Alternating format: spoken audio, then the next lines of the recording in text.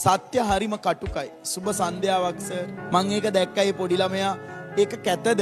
එයා කියනවා සත්‍ය හරිම කටුකයි. සත්‍ය බොහොම කටුකයි. සත්‍ය බොහොම කටුකයි. නමුත් ඒ කටුක සත්‍ය අපට බාර ගන්න වෙනවා. සුබ උදැසනක් ඔයාලා හැමෝටම. ඒ වයසේ ළමෙක් ඒ ලෙවල් එකට ඒ වගේ ලස්සනට කතා කරන එක වටිනවා.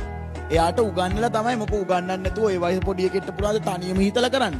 හැබැයි ඒ ඇක්ට් එක ඔය වයසේ ළමයි කොච්චරනම් ඇවිල්ලි වෙලා ස්ටේජ් එක නැගලා නහය හාර ඉන්නවා. වටේ මුන් hina වෙද්දි. එයා ලස්සනට ඒක කියනවා. ඒකේම කියන එක හොඳයිනේ. ඒ වයසේ ළමෙක් ඒ ලෙවල් එකට ඒ වගේ ලස්සනට කතා කරන එක වටිනවා. වටේ මුන් hina වෙද්දි. එයා ලස්සනට ඒක කියනවා. ඒකේම කියන එක හොඳයිනේ. සත්‍ය බොහොම කටුකයි. සත්‍ය බොහොම කටුකයි. නමුත් ඒ කටුක සත්‍ය අපට බාර ගන්න වෙනවා.